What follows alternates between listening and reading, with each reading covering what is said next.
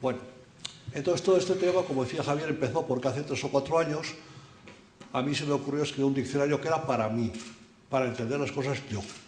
Y lo que hacía era entender, cortar y pegar. Esas cosas que ponen, por ejemplo, los periódicos, concurso de acreedores, y ahora siempre ponen, entre paréntesis, la antigua suspensión de pagos. Yo lo copiaba. Como era para mí, si al día siguiente de copiarlo me daba cuenta que me había equivocado, lo eliminaba. Y ya está. El 27 de enero del 2008, y digo la fecha porque como me he vuelto famoso, quería saber desde cuándo soy famoso desde ese día. Lo que no se sabe hasta cuándo, pero eso es otro tema ya.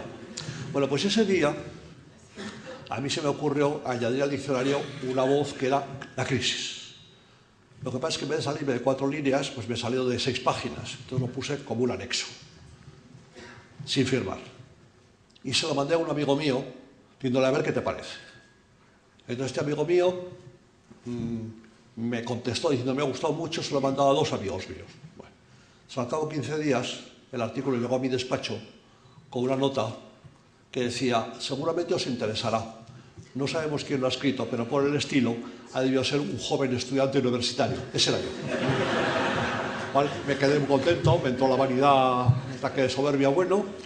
Y entonces mi hijo Gonzalo, que anda por ahí, que tiene una agencia de comunicación, dijo, papá, esto hay que ponerlo en serio, que ya puso quién era el autor, creó un blog, y yo en ese blog pues pensaba de verdad que había 100 visitas. Yo decía, mi mujer, mis hijos, mis nietos, los novios de los maridos y mujeres de mis...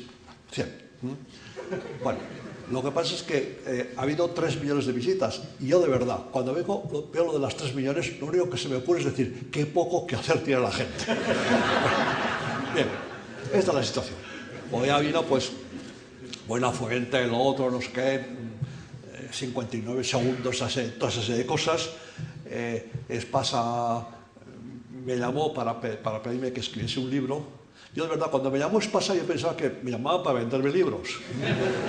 Y cuando me dijo, no, lo que queremos es que escriba usted uno, dije, si yo no he escrito nunca nada. Bueno, tal que salió el libro, se ha vendido muy bien, y ahora salió otro y se está vendiendo muy bien también.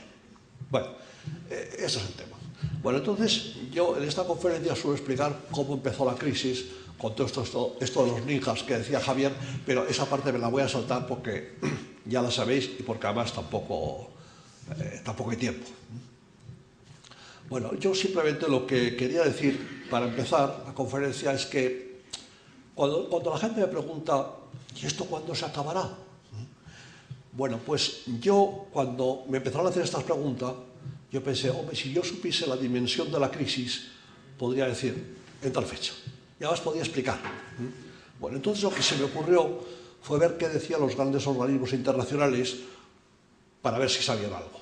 Entonces vi que el Fondo Monetario Internacional al principio decía, la dimensión del problema está entre 100.000 y 500.000 millones de dólares.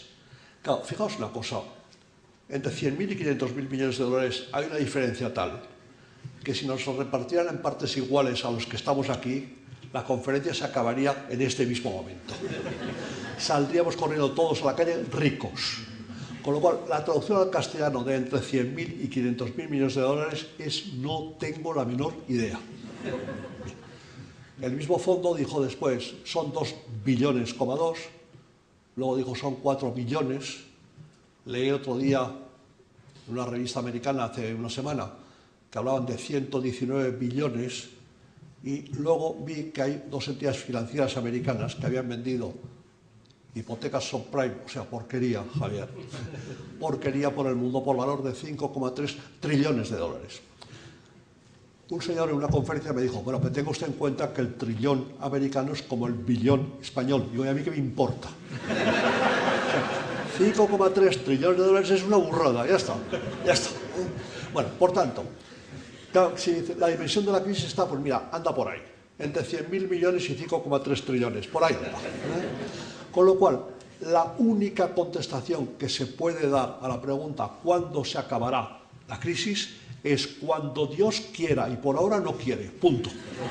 Y no hagáis caso a nadie, español o extranjero, economista, político o financiero, que os dé una fecha. No tiene ni idea. Ya está.